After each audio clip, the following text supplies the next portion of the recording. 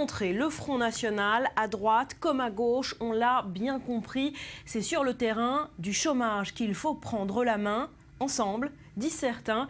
L'idée d'un pacte républicain pour l'emploi commence à faire son chemin. On va en parler dans un instant. Avant cela, le point sur ce fléau et ses solutions avec Océane Nicole. Une urgence économique, le Premier ministre Manuel Valls s'attaque au chômage, une des principales raisons qui a poussé les électeurs dans les bras du Front National. Il faut aller vite et ces mesures seront prêtes au mois de janvier. Et je veux encourager l'emploi sous toutes ses formes, je pense notamment aux emplois de service. Il y a une loi qui vient d'être votée, celle qui concerne le grand âge. C'est un gisement d'emploi extraordinaire, comme dans la santé, comme dans le logement. Et pour le Premier ministre, pour gérer cette situation de chômage exponentiel, il faut tout miser sur la formation.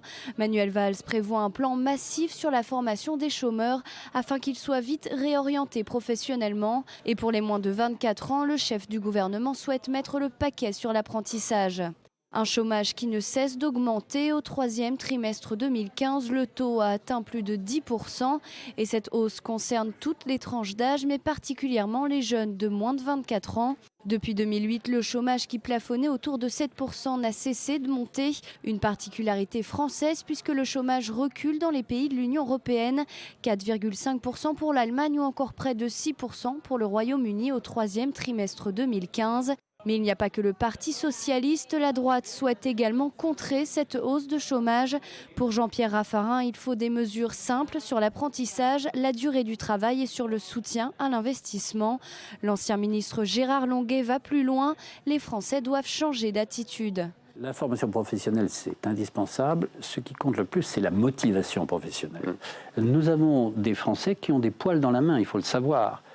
C'est-à-dire que c'est trop dur, c'est trop loin, c'est pas ce que je veux. À droite comme à gauche, le chômage est donc au cœur des programmes à 17 mois des élections présidentielles. C'était la promesse phare de François Hollande, inverser la courbe du chômage. Le président français l'avait annoncé dès son investiture, pas de second mandat si cette promesse n'est pas honorée. Et le fléau du chômage de masse, les Français le vivent depuis 30 ans. Alors pour mieux implémenter les solutions, il faudrait peut-être unir les forces. Et donc cette idée qui fait son chemin, créer des ponts, Julien, notamment pour contrer le Front National. Absolument, c'est la grande peur de la droite et de la gauche et on voit les sondages qui donnent le Front National présent au second tour des élections présidentielles de 2017, quelle que soit la configuration. Donc Jean-Pierre Raffarin, qui est l'ancien Premier ministre français, qui est une personnalité importante du Parti républicain, qui est un vrai républicain d'ailleurs, qui était avec Nathalie Kosciusko-Morizet contre le Front National, estime qu'aujourd'hui, le Front National au second tour, c'est quasiment acquis. Et la question est de savoir qui sera au second tour face à elle, à savoir les Républicains, le socialiste. Et il appelle donc la gauche et la droite à s'unir pour lutter contre le Front National. Écoutez ce que déclarait Jean-Pierre Raffarin hier sur Europe 1. On ne va pas parler que politique, on va essayer de trouver les racines. Alors, et quelle est la racine du mal? La racine du mal, c'est traiter. La carte du Front National, c'est la carte du chômage. On fait baisser le chômage, on fait baisser le Front National. Faisons baisser le chômage, on fera baisser le Front National. C'est ça l'enjeu. Voilà, donc il estime que Front National, chômage, il y a une corrélation qui est évidente. Et c'est vrai que quand on regarde les raisons du vote lors des élections régionales, le chômage venait bien avant la sécurité, bien avant la crainte des attentats. Et il dessine, si vous voulez, une carte politique, une carte électorale avec la carte du chômage. C'est assez intéressant à voir comme constat. Et donc il propose un travail collaboratif, il estime une sorte de pacte républicain entre gauche et droite au Parlement. Il estime qu'après tout, si la gauche et la droite ont réussi à s'unir pour lutter contre le Front National au second tour, la gauche l'a fait plus que la droite, eh bien pourquoi ne pas le faire sur le chômage? Il propose donc un pacte républicain, attention, pas un gouvernement d'union, un pacte républicain, écoutez. Je pense qu'il faut une priorité sur l'emploi. Et quand je dis travailler, c'est certainement pas des compromissions, c'est certainement pas un gouvernement d'union nationale, c'est simplement de dire on a été d'accord ensemble, droite et gauche, pour battre le Front National, alors soyons ensemble d'accord pour faire en sorte que la cause du Front National première, le chômage, soit réglée.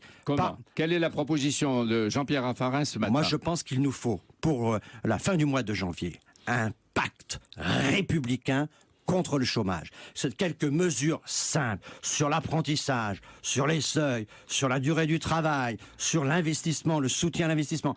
5-6 mesures simples qui redonneront la confiance aux entreprises et aux entrepreneurs.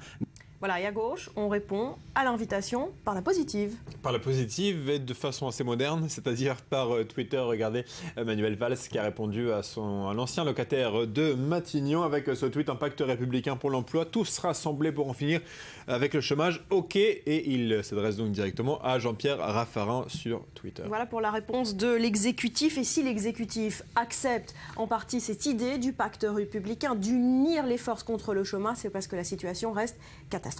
La situation est catastrophique et c'est la première fois que le gouvernement met autant le paquet sur l'emploi. Ils ont pris déjà plein de décisions, plein de mesures, le pacte de responsabilité pour la formation, la montée des contrats aidés, etc. Mais rien n'y fait. Le chômage progresse mois après mois. Regardez les derniers chiffres qui datent du mois d'octobre. Ils ont été publiés à la fin du mois de novembre. C'est une catastrophe. Plus de 42 000 demandeurs d'emploi supplémentaires. C'est-à-dire il y a 3,59 millions de chômeurs en France, soit 10,2% de la population active. Barbara, c'est une catastrophe qui n'en finit pas de monter. Si vous voulez peut-être une anecdote, en 1967, il y avait 174 000 chômeurs, on était donc très loin des millions, et le président de l'époque, Georges Pompidou, déclarait: si un jour on atteint les 500 000 chômeurs, ça sera la révolution. Voilà, et on en est bien loin de ce chiffre, on n'en est pas encore à la révolution. Non. Merci Julien. Et toujours